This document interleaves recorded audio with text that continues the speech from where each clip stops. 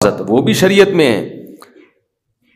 جب نہ جان جا رہی ہو نہ عزت جا رہی تو پھر پیسہ بھی شریعت میں حکم ہے کہ اس کی بھی حفاظت کرو.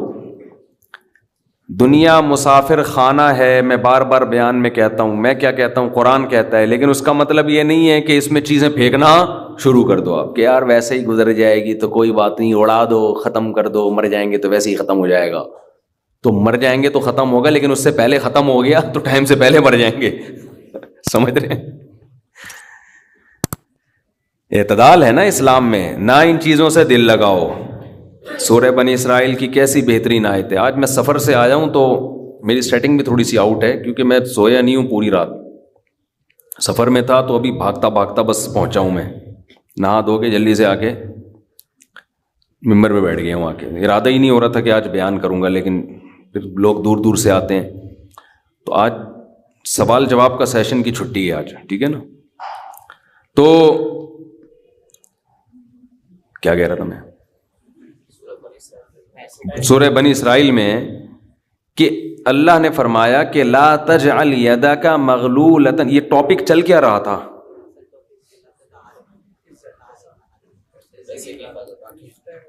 طہارت کی بات. تو وہ تو مجھے بھی پتہ چل رہی تھی, یعنی یہ لا کے کہاں سے عزت اور پیسے کی بات نہیں یار. جو رشتے میں وہ بھی ایک بات کی بات ہے. سوچیں آپ, یہ کہاں کتاب کے بارے میں نہیں, چھوڑیں پھر, ابھی آ رہا ہوں میں, خود ہی یاد آ جائے گا انشاءاللہ. لوگ مجھے کہتے ہیں آپ کے حافظہ کیا ہو گیا, تو آپ لوگوں کا بھی تو وہی ہو گیا جو ہمارا ہو گیا. اس میں ہمارا کون سا, اس میں سب ایک جیسے ہیں. آپ بھی تو سن رہے ہیں نا, ہیں سب بادام کھاؤ بیٹھ کے. تو قرآن کے الفاظ دیکھیں, لا تجعل یدک مغلولۃ الی عنقک. نہ تو اتنے کنجوس بن جاؤ کہ اپنے ہاتھوں کو گردن سے باندھ لو, ولا تبسطها کل البسط, اور نہ اپنے دونوں ہاتھوں کو ایسے پھیلا کے اڑانا شروع کر دو. وابتغ بین ذلک سبیلا, ان دونوں کے درمیان اعتدال والا راستہ اختیار کرو. اچھا, ہر آدمی کہتا ہے میں اعتدال سے چل رہا ہوں, کہ نہ میں اتنا ایسے اڑا رہا ہوں اور نہ میں کنجوس ہوں, کیونکہ میں نے اس دن میری گاڑی کا شیشہ ایک بندے نے صاف کیا تھا, میں نے اس کو 10 روپے دیے تھے, میں تو بالکل بھی کنجوس نہیں ہوں. اس دن چمونی آپا آئی تھیں ہمارے محلے میں, میری والدہ کی بڑی اچھی دوست ہیں, تو میں نے ان کو چائے پلائی تھی. میں تو میں نے یہاں, میری مسز نے کہا تھا کہ 2 سموسے لے آؤ, میں لے آیا تھا. اگر میں کنجوس ہوتا تو میں کہتا نہیں, نان نفقے کے علاوہ کچھ بھی گھر میں نہیں آئے گا. تو آپ میں اعتدال ہے یا نہیں, یہ فیصلہ خود نہ کرو میرے بھائی. یہ کبھی کچھ دن سخی لوگوں کے ساتھ گزارو تو ہم سب کو پتہ چلے گا کہ ہم سب کیا ہیں, کنجوس ہیں. سمجھ رہے ہو, ہم سب کنجوس ہیں. کچھ دن سخی لوگوں میں اٹھو بیٹھو. اسلام چاہتا کیا ہے؟ جو اسلام چاہتا ہے وہ تو میں پوری بات کہوں گا تو شاید جمعہ پڑھنا چھوڑ دیں آپ لوگ. اسلام کہتے ہیں مسافر خانہ سمجھو اس کو, اتنا نہ اڑاؤ کہ کل مانگنے کی ضرورت پیش آ جائے, بس اس سے کم خرچ کرو, ٹھیک ہے نا. یہ رکھنے کی چیز نہیں ہے. لیکن ہم یہ نہیں, ہم نے تو کتنے سالوں کا جمع کر کے رکھا ہوا ہے, جمع ہوتا جا رہا ہے, ہوتا جا رہا ہے, ہوتا جا رہا ہے, پلاٹ کی شکل میں, گولڈ کی شکل میں, دکانیں, پھر پراپرٹی, ہوتے ہوتے ہوتے. کمال کی بات یہ, اسلام کمانے سے منع نہیں کر رہا, جمع کرنے سے منع کر رہا ہے. اور ہم نے دینداروں کو دیکھا ہے کمانے کی زیادہ کوشش نہیں کر رہے, جمع زیادہ سے زیادہ کر رہے ہیں. عجیب بھائی, ارننگ بڑھاؤ, اپنی ڈبل کر دو, اس میں فائدہ ہے. مسلمان پاورفل ہوگا تو اسلام ترقی کرے گا. تو کہتے ہیں نہیں یار میری آمدن مہینے کی اتنی ہے تو مجھے کیا ضرورت ہے. لیکن اس آمدن کو کیا کر رہے ہیں, جمع کر رہے ہیں. وہ بھائی کمائی ڈبل کر دو تاکہ خرچ بھی کیا ہو جائے, خرچ اچھی جگہوں پہ شروع کر دو. اپنے لیے نہیں کماؤ, قوم کے لیے کمانا شروع کر دو نا. ڈبل کمانا شروع کر دو, 4 گنا کمانا شروع کر دو, لیکن اس کمائی کو پھر خیر کے کاموں میں خرچ کرو. نبی صلی اللہ علیہ وسلم نے فرمایا ایماندار تاجر وہ شخص جو اس لیے تجارت کرے کہ لوگوں کے سامنے ہاتھ نہ پھیلانا پڑے، ایمانداری کے ساتھ تجارت کرے، پیغمبروں کے ساتھ ہوگا قیامت کے دن۔ حضرت عثمان اگر تھوڑا کماتے تو 400 گھوڑے دیتے جہاد میں؟ بولو نا، گھوڑا لینڈ کروزر تھا اس زمانے کی، 400 V8 حضرت عثمان نے دیے ہیں۔ کتنا کمایا ہوگا؟ ہاں، اتنا کمانا کہ آپ اپنے صحت کی کبھی خیال نہ کر سکیں، آپ بیوی بچوں کو بھی ٹائم نہ دے سکیں، وہ پھر کمانے میں بے اعتدالی ہے۔ کمانے کا ایک حد تک آپ کے ٹائم اور جسم سے تعلق ہے، اس کے بعد کھوپڑی سے تعلق ہے۔ کھوپڑی نہیں استعمال کر رہا، گدھا بنا ہوا ہے، محنت بہت کر رہا ہے۔ ہم نے ایسے کمانے والے دیکھے ہیں کہ سارا دن کمانے کی فکر میں ہوتے ہوتے بچوں کی فکر ہی نہیں ہے، بیوی کو ٹائم نہیں دے رہے، ماں باپ کو ٹائم نہیں دے رہے، اپنی صحت کو ٹائم نہیں دے رہے۔ تو زیادہ کمانے کا یہ مطلب ہرگز نہیں ہے۔ زیادہ کمانے کا مطلب یہ ہے کہ کمانے میں ٹائم تو آپ نے اتنا ہی دینا ہے جتنا آپ کی صحت اجازت دیتی ہے۔ نماز کا ٹائم نکلے، تہجد کا ٹائم نکل جائے، تسبیحات تلاوت کا ٹائم نکلے اس میں آپ کے لیے، کچھ اللہ کا ٹائم بھی نکلے، کچھ دین کی تبلیغ کا ٹائم بھی نکلے، کچھ پڑھائی کا ٹائم بھی نکلے۔ ویڈیو نہیں بنائے بھائی، یہاں لکھا ہوا ہے نا، کچھ پڑھائی کا ٹائم بھی نکلے۔ یہ تمام چیزوں کا ٹائم نکلنے کے ساتھ ساتھ پھر کمانے کو ٹائم دینا ہے۔ اس میں پھر جب اتنا ٹائم دے کے پھر پلاننگ کر کے اس کو بڑھانے کی کوشش کرنی ہے، یعنی ارننگ کو بڑھانے کی کوشش کرنا ہے۔ یہ نہیں کہ آپ نے ٹائم زیادہ دینا شروع کر دیا، اس میں ٹائم زیادہ دینے سے تو آپ کی صحت کو نقصان ہوگا نا۔ ارے 5 نمازیں تو پڑھنی پڑیں گی نا ٹائم پہ، پھر تلاوت روزانہ کرنی ہے کہ نہیں کرنی ہے، صبح و شام کی تسبیحات ہیں وہ بھی کرنی ہے، تہجد کی بھی کوشش کرنی ہے، باپ کو بھی ٹائم دینا، اماں کو بھی، بیوی بچوں کو بھی، پھر باقی پھر اپنی ایکسرسائز وغیرہ، صحت کو بھی، پھر باقی ٹائم کس کو دینا ہے؟ وہ پیسہ کمانے کو دینا ہے۔ پھر اس پیسہ کمانے کے کو جتنا ٹائم آپ نے دے دیا تو اس میں آپ کہہ سکتے ہیں کہ پھر ہم اس کو بڑھائیں کیسے؟ ہم تو 8 گھنٹے کمانے کو دے رہے ہیں، اب اس میں کیسے بڑھائیں ہم؟ تو بھائی کھوپڑی استعمال کر کے کیا کریں، اس کو بڑھائیں۔ کھوپڑی سے چیزیں بڑھ جاتی ہیں، کھوپڑی تو استعمال مسلمان کر ہی نہیں رہا ہے نا۔ اب یہ کہ کیسے کھوپڑی استعمال کریں، تو آپ خود استعمال کرو کہ یار میں یہ کام کر رہا ہوں تو میں اگر یوں کر لوں تو یہ ایسے بھی ہو سکتا ہے، یہ بیٹھیں گے تو سمجھ میں آئے گا انشاءاللہ آپ کی خود، لیکن بیٹھتے ہی نہیں ہے، سوچتے ہی نہیں ہے، جو جہاں کھڑا ہے وہیں کا وہیں رہے گا وہ۔ خیر، تو میں کیا عرض کر رہا تھا؟ وہ تو بات ختم ہو گیا، آپ لیٹ آئے نا، اصل بات کچھ اور شروع ہوئی۔ اچھا خیر، جلدی سے بات کو میں لے کے آتا ہوں۔ تو اعتدال جو ہے نا، سخاوت، سخی لوگوں میں آپ اٹھیں گے بیٹھیں گے تو پتہ چلے گا کہ اعتدال کسے کہتے ہیں۔ عربوں میں بڑی سخاوت ہے، ہم نے علماء میں بڑی سخاوت دیکھی ہے۔ تو سخاوت کا مطلب یہ ہے کہ آپ اتنا خرچ نہ کریں کہ کل آپ کو مانگنا پڑ جائے۔ اس کا علماء نے ایک معیار بیان کیا ہے، وہ خوب اچھی طرح سمجھ لیں، وہ بڑا زبردست معیار ہے کہ اپنے اور اپنے بیوی بچوں کے لیے 1 سال کا ذخیرہ کر لیں پیسوں کا، چاہے وہ گولڈ کی شکل میں ہو یا کرنسی کی شکل، بہتر ہے گولڈ کی شکل میں ہو۔ آج اگر آپ جاب لیس ہوتے ہیں تو 1 سال تک اگر آپ کو جاب نہ بھی ملے تو آپ نے جو پیسہ اسٹور کیا ہوا ہے اس سے اسی معیار کی زندگی اپنے گھر والوں کو دے سکتے ہیں جو اب تک دیتے آئے ہیں۔ اور یہ 1 سال آپ کے پاس جاب تلاش کرنے کا یا کاروبار دوبارہ سے اٹھانے کا آپ کے پاس موقع ہے۔ 1 سال سے زیادہ کی پھر کوئی انتہا نہیں ہے۔ لوگ کیا کرتے ہیں، جمع کر رہے ہیں کہ کل اگر جاب چلی گئی، کل اگر کاروبار ٹھپ ہو گیا تو بھائی کل کیا، پھر تو خبر تک کا رکھو سنبھال کے، وہ تو پھر ٹینشن سے ہی دنیا سے جاؤ گے۔ تو کچھ اللہ پہ توکل کرو نا اس معاملے میں۔ اللہ ہمارے بس میں یہ تھا، 1 سال ایک خاص مقدار ہوتی ہے، اس میں چاروں موسم آ جاتے ہیں۔ بھائی کاروبار آپ کا نہیں چلا، سردی میں نہیں چلا تو ہو سکتا ہے گرمی میں چل جائے، خزاں میں چل جائے، بہار میں چل جائے، تو کبھی نہ کبھی تو چلے گا۔ نہیں چلا تو پھر اللہ نہیں چلانا چاہتا، وہ اسی میں اللہ کرے بیٹھ کے۔ جو آدمی اللہ پہ اعتماد توکل نہیں کرتا وہ تو کبھی زندگی میں سکون میں آ ہی نہیں سکتا ہے۔ تو 1 سال کا اسٹور کر لیں آپ۔ اور بہت اللہ نے پیسہ دیا ہے تو بچوں کے لیے ایک پراپرٹی لے کے ڈال دی، پلاٹ 2-4 لے کے ڈال دیے، مرنے کے بعد بچے بالکل روڈ پہ نہ آ جائیں، بس باقی کیا کرو، کھاؤ کھلاؤ۔ ٹھیک ہے، کیا کریں۔ ایک لطیفہ سنا دوں، ہمارے ایک دوست نے بھیجا تھا، بڑا زبردست قسم کا۔ ہمارے ایک دوست ہیں لاہور میں, انہوں نے کسی کا لطیفہ بھیجا, لیکن لطیفہ بڑا سبق آموز ہے. وہ ایک آدمی گیا گوشت کی دکان پہ, شاید آپ لوگوں نے بھی سنا ہو, اور کہنے لگا کہ 1 کلو گوشت دے دو. اتنے میں ایک بندہ آیا, یہ آدمی لینڈ کروزر میں گیا نا, بڑی VIP گاڑی میں, مالدار آدمی ہے. گوشت کتنا لے رہا ہے؟ 1 کلو.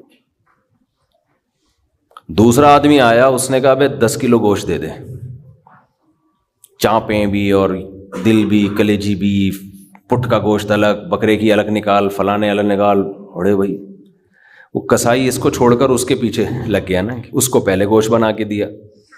یہ جو 1 کلو والا تھا نا, 1 کلو والا, اس کو غصہ آیا کہ یار اس کو تو 10 کلو دے رہا ہے کم بخت, 10 کلو والے کو پہلے دے رہا ہے. اس نے کہا بھائی وہ اس کا آرڈر بڑا ہے, وہ پرانا کسٹمر ہے ہمارا. اس نے کہا یار اس کے پاس اتنا پیسہ کہاں سے آیا کہ اتنا ویسے گوشت لے کے جا رہا ہے. اس نے کہا بات یہ ہے کہ اس کی 4 بیویاں ہیں. اس کی کتنی بیویاں ہیں؟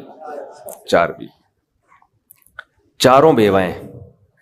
اور یہ چاروں بیویاں کسی مالدار آدمی کی بیویاں تھیں جو ان کے لیے بہت پیسہ چھوڑ کے گئے اپنی بیویوں کے لیے. اس مالدار نے کھایا کم اور بچایا بولو زیادہ.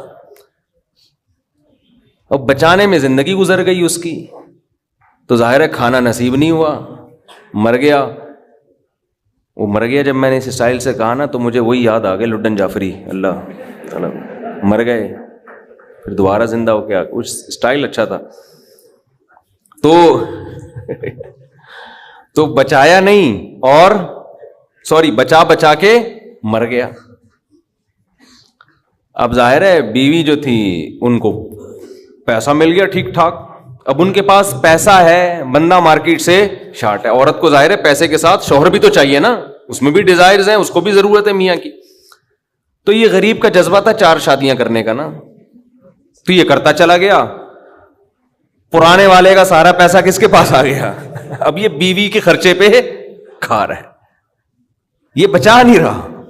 ظاہر ہے عورت کا پیسہ ہے, تو یہ دوسرے کے پیسے پر ان کی بیویوں سے شادی بھی کی ہوئی ہے, اور اس دوسرے کے پیسے پر کھا بھی رہا ہے. اس لیے یہ 10 کلو گوشت لے کے جاتا ہے.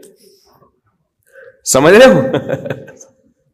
اس نے فوراً کہا میرے لیے بھی 10 کلو بنا دے, میں نہیں چاہتا میرے مرنے کے بعد میرا ہوا بچا پیسہ کوئی اور بے غیرت استعمال کرے. معذرت کے ساتھ, ابے پہلے خود تو کھاؤ. اس وقت جو تمہاری حاضر سروس بیوی ہے, بولو تم جب تک میری بیوی ہو تو کھاؤ, ٹھیک ہے نا, تم بھی کھاؤ میں بھی کھاؤں گا. مر گئے تو بھائی وہ اس کے لیے نکاح کا دروازہ, اور جب ہمارے بیانات چل رہے ہیں تو یہ تو اور دروازہ کھل گیا ہے. پہلے تو بیوہ کو رشتہ ہی نہیں ملتا تھا نا, اب تو بہت سی بیوہ ایسی مارکیٹ میں آ گئی ہیں, پیسہ بہت ہے, بندہ نہیں ہے, ہم اپنے خرچے پہ شادی کرنے کے لیے تیار ہے, کوئی شریف آدمی مل جائے ہمیں. اب تو ایسی بیوہ بہت آ گئی ہیں مارکیٹ میں کہ جی پیسہ ہمارے میاں بہت چھوڑ کے گیا, بندہ نہیں ہے. تو میں نہیں کہہ رہا آپ بیوی کے لیے پیسہ نہ بچائیں, لیکن یہ دماغ میں رکھیں کوئی بغیرت آپ کے پیسے پہ آپ کی بیوی کے ساتھ زندگی گزارے گا, خرچہ آپ کا ہوگا, آپ اس کو پیسہ دے کے جا رہے.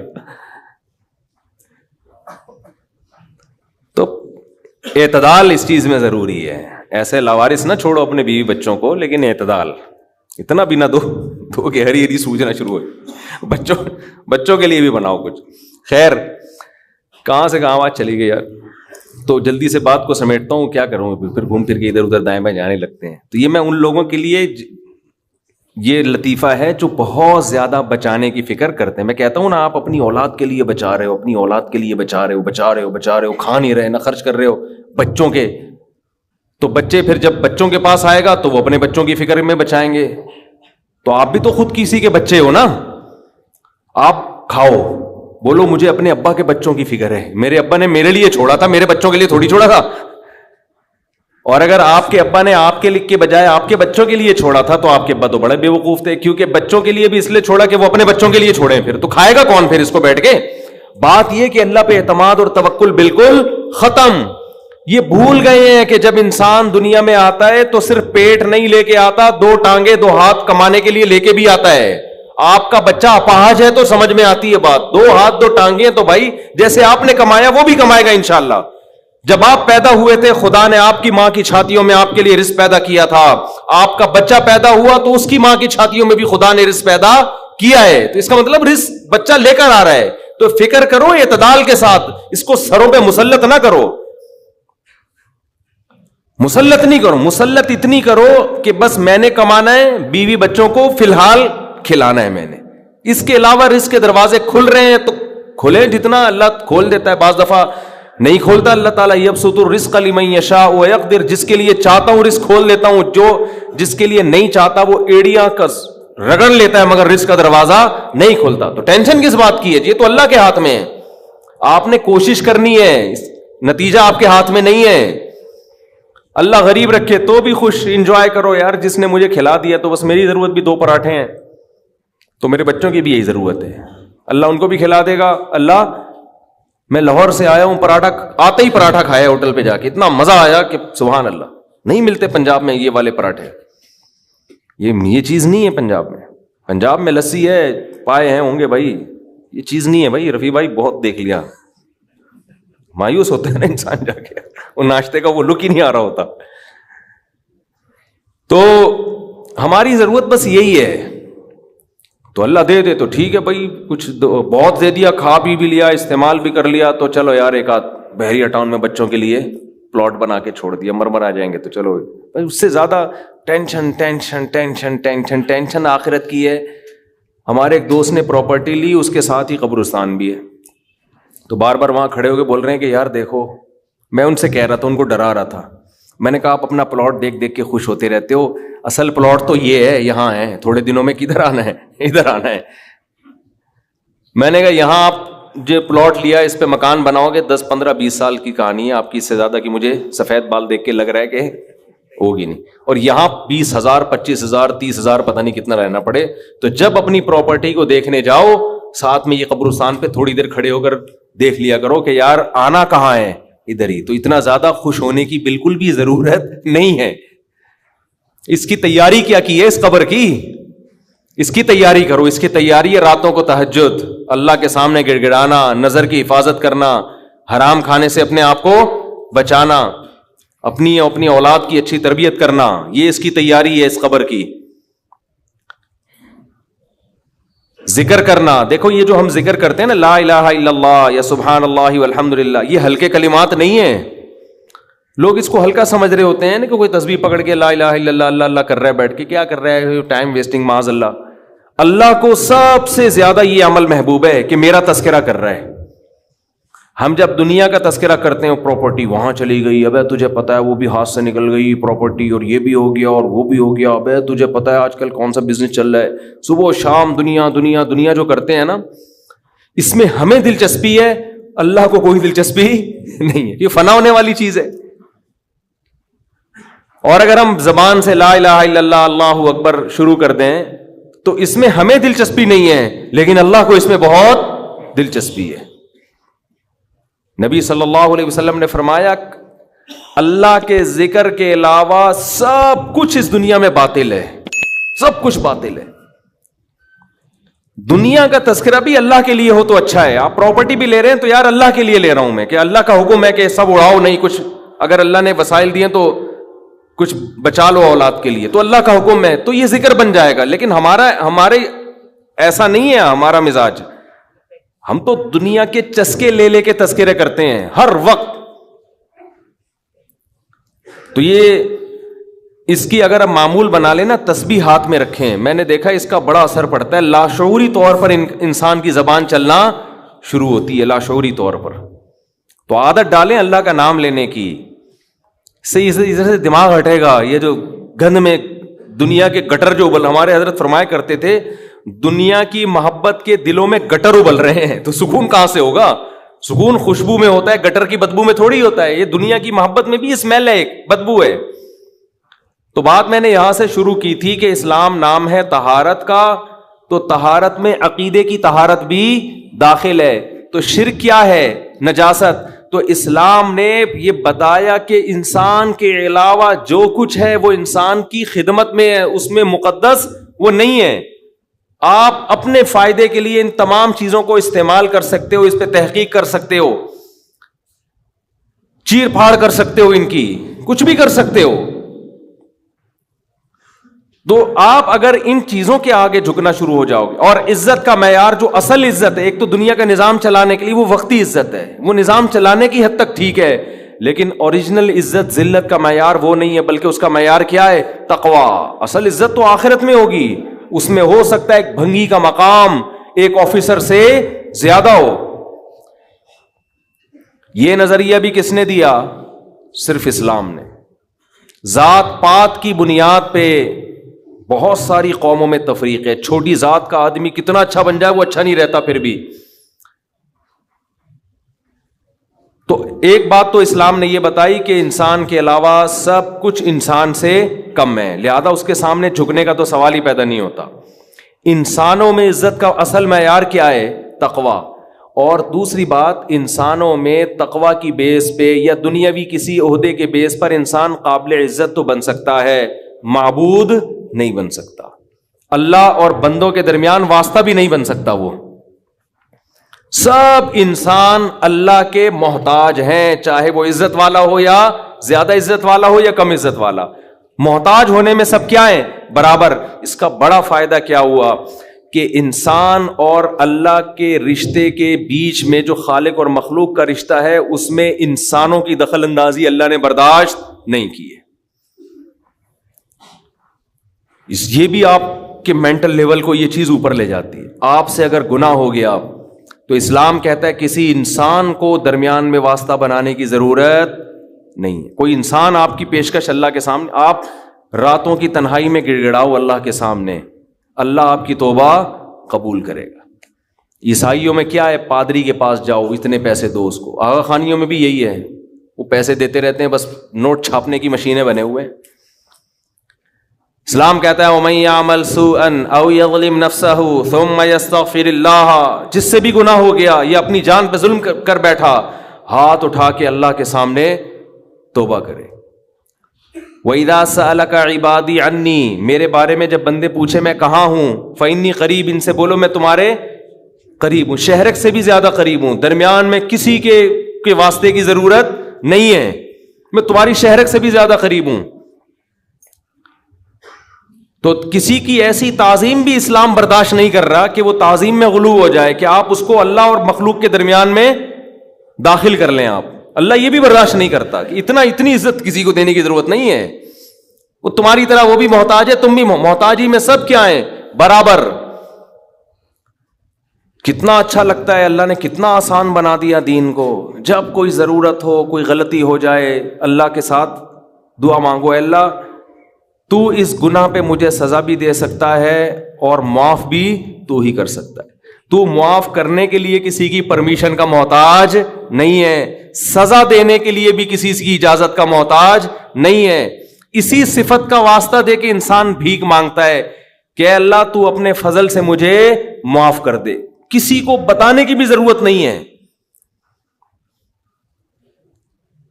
یہ چیز، یہ خودداری جو اسلام نے آپ کے اندر پیدا کی ہے، یہ بھی اسلام کے علاوہ دنیا کے کسی مذہب میں نہیں ہے.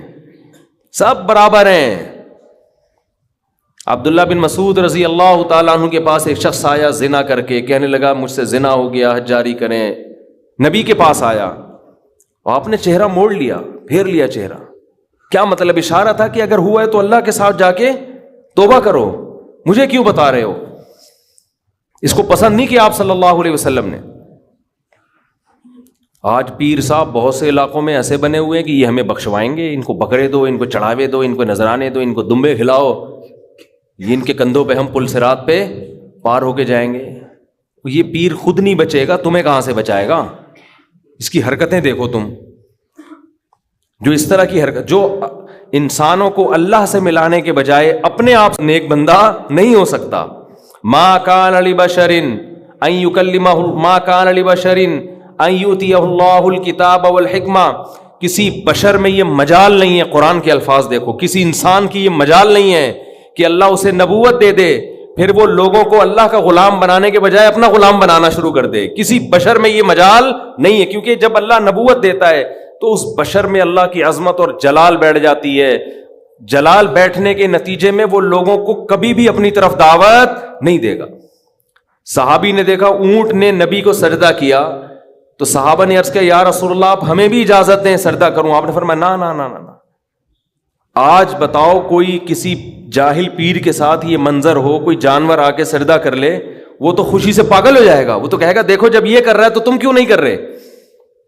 نبی نے اپنے گھر سجدہ کرنے سے منع کیا. آپ صلی اللہ علیہ وسلم نے فرمایا اللہ یہود و نصارہ پہ لعنت کرے, انہوں نے اپنے پیغمبروں کے دنیا سے جانے کے بعد اپنے پیغمبروں کی قبروں کو سجدہ گاہ بنا لیا, اپنے پیغمبروں کی قبروں کو عیدگاہ بنا لیا, جیسے عید میں میلے ٹھیلے ہوتے ہیں.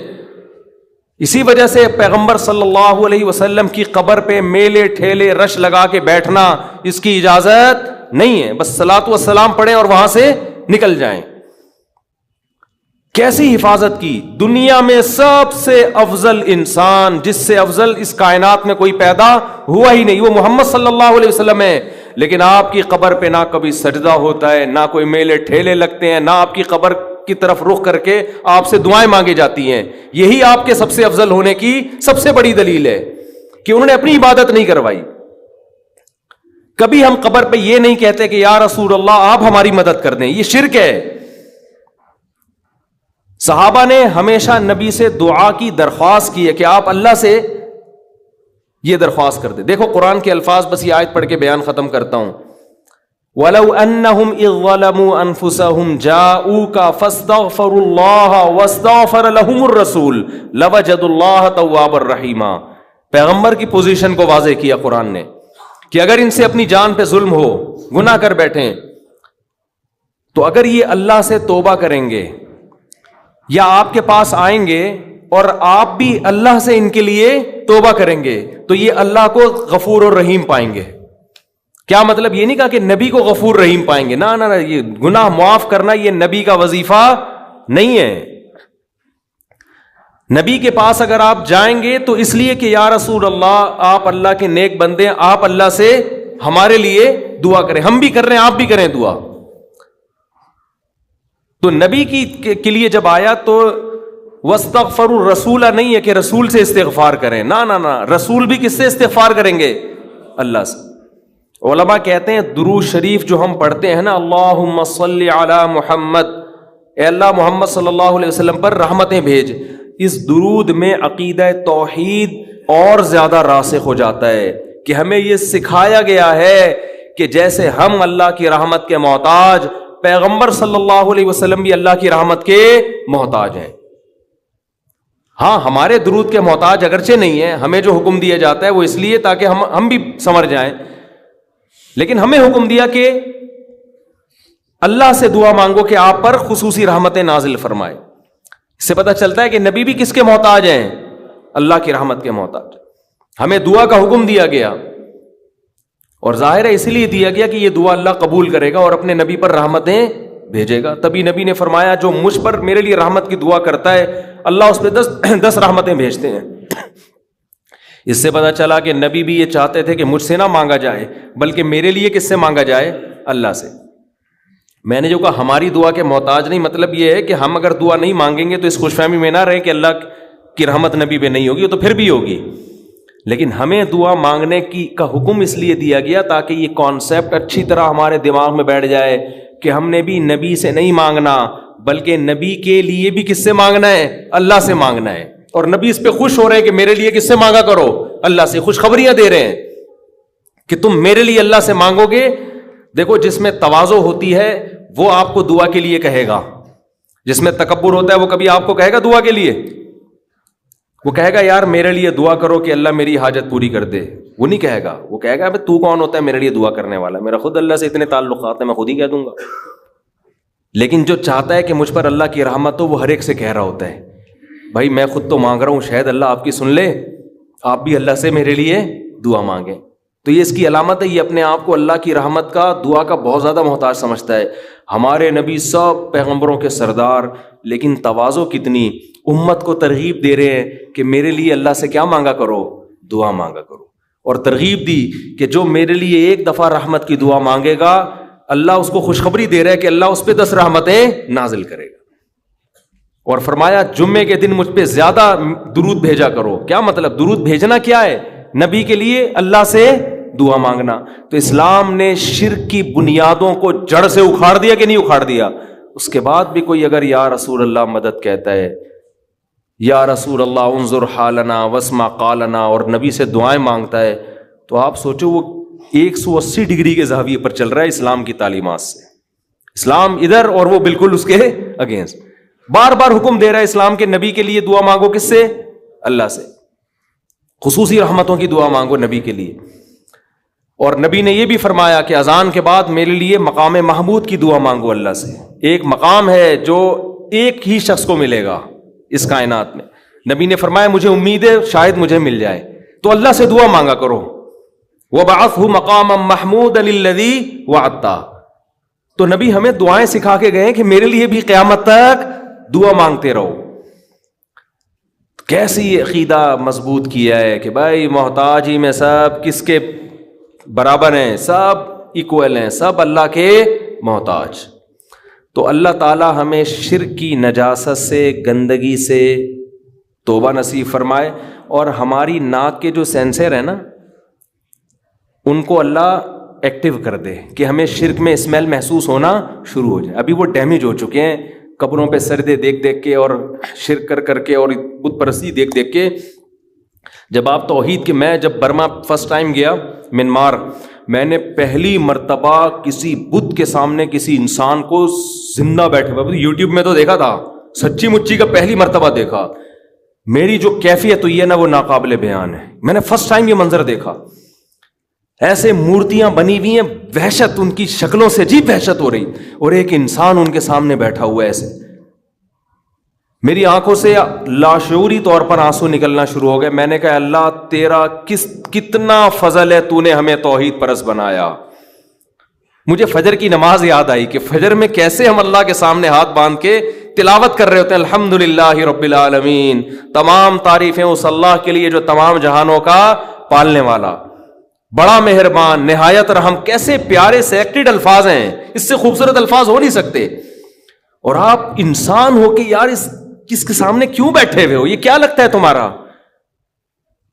تو وہ ہمارے میزبان جا رہے تھے، میری آنکھوں سے مسلسل، وہ بھی حیران. میں نے کہا میں نے پہلی دفعہ کسی انسان کو اتنا گرا ہوا دیکھا ہے، اتنا گرا ہوا. ویڈیو میں دیکھو الگ چیز ہوتی ہے، لیکن جب سچی مچی میں دیکھتا ہے نا یار اس کو ہو گیا، کتنی پستی ہے، کتنی پستی. آپ اس سے کروڑا گنا اچھے ہو، کس کے سامنے کیوں جھک رہے؟ کیا لگتا ہے تمہارا یہ ایسے بیٹھا ہوا ہے نا وہ بت، کیوں بیٹھے ہو بھائی اس کے سامنے؟ تو احساس شکر پیدا ہوا. پھر میرا پورا بیان ہی اسی موضوع پر ہوا کہ شکر کرو برما کے لوگوں، تمہیں اللہ نے مسلمان بنایا ہے. کتنا اچھا لگتا ہے خدا کے سامنے سجدہ کرنا، کتنا پیارا تصور ہوتا ہے نا اللہ کے سامنے جھک رہے ہیں. کسی پتھر کی بنی ہوئی چیز کے سامنے نہیں جھک رہے، نہ کسی قبر کے سامنے. اور آپ جاؤ ان مزاروں پہ، الگ وحشت ہوتی ہے. میں تو جب بھی کسی مزار پہ گیا ہوں نا کسی کام سے، ویسے مجھے مزاروں میں جانے کا شوق نہیں ہے، کسی کام سے چلے گئے. اب وہ کام کیا ہو سکتا ہے وہ چھوڑو، بعد آدمی ویسے سروے کرنے بھی جا رہا ہوتا ہے کہ دیکھوں کس پہ جن چڑھا ہوا ہے. بعض مزاروں پہ نا جن بہت ہوتے ہیں، لوگ جن اتارنے جاتے ہیں، اصل میں جن چڑھتے ہیں وہاں پہ، سمجھتے ہو؟ اور جن چڑھتا ہی اسی پہ جس پہ جن کو پتا ہوتا ہے مزار جائے گا تو میں تھوڑی دیر کے لیے اتر جاؤں گا تاکہ اس کا اس مزار سے عقیدہ اور زیادہ مضبوط ہو جائے. جس کے بارے میں جن کو پتا ہے کہ مزار جانا ہی نہیں ہے، جن اس پہ چڑھ کے ٹائم ویسٹ نہیں کرتا، سمجھ رہے ہو؟ تو وہاں جاؤ دیکھو مزاروں پہ ایک عجیب سی وحشت ہوتی ہے، ایک اسمیل ہوتی ہے. قبر جو سیدھی ہو، ایک بالش ہو، کچی ہو، اس میں ایک الگ روحانیت اور ایک الگ نورانیت ہوتی ہے اس میں. تو شرک میں اللہ نے ایک اسمیل رکھی ہے، بدبو رکھی ہے، وحشت رکھی ہے، بے سکونی رکھی ہے. لیکن جن کو یہ بے سکونی محسوس نہ ہو، بدبو محسوس نہ ہو، وہ اپنی ناک کا میرے بھائی علاج کروائیں، تھوڑے دن احقر کی خدمت میں بیٹھیں. بزرگوں، میں تو بزرگ نہیں ہوں، بزرگوں کی خدمت میں بیٹھیں، جا کے کچھ اللہ کی باتیں سنیں، اللہ کی کبریائی سنیں، تو ان کو شرک میں اسمیل محسوس ہونا شروع ہو جائے گی. اور ایک چھوٹے درجے کا شرک ہے یہ جو روحانی ٹوپی ڈرامے، جن کو ہم نے سمجھ لیا کہ یہ ہماری بگڑی بنا دیں گے.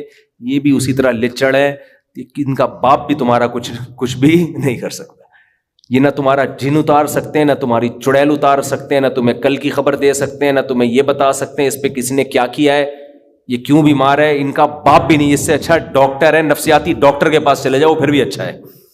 تو یہ روحانی ٹوپی ڈراموں کا نا، چاہے کتنا بڑا بزرگ ہو، دیوبندی ہو، اہل حدیث ہو، بریلوی ہو، کچھ بھی ہو، وہ فراڈی پہلے ہوگا، یا فراڈی تو نہیں ہوگا، دماغی توازن خراب ہو چکا ہوگا۔ تو چھوڑ دو ان فضول پلیتے جلا رہے ہیں، تعویذ گنڈے، ادھر دھاگے، کتنے قمیض اتارو، کیا کیا نکل رہا ہوتا ہے اندر سے یار۔ آپ نے دیکھا ہمارے کبھی کوئی دھاگا؟ اللہ کا فضل ہے، اللہ نظر بد سے بچائے، ہمارے 14 بچے پل پل کے بڑے ہو رہے ہیں ماشاءاللہ، کھا بھی رہے ہیں، پی بھی رہے ہیں، اسکول بھی جا رہے ہیں، مدرسے بھی جا رہے ہیں، آج تک کسی کے گلے میں کوئی دھاگا نہیں لٹکایا۔ بہت لوگوں نے کہا یہ بیماری ہو گئی، اس پہ دھاگا، میں نے کہا دھاگے واگے ہمیں نہیں اچھے لگتے، جاؤ، ہمیں بھی اس میں شرک کی اسمیل آتی ہے۔ جائز ناجائز کی بحث میں پڑھتا ہی نہیں ہوں، یہ کام مزیدار نہیں ہے، کام مزیدار نہیں۔ اللہ سے دعا مانگو، ہمارے بچے بھی بیمار ہوئے، ہم نے دعا مانگی اللہ سے، اللہ نے ٹھیک ہو گئے۔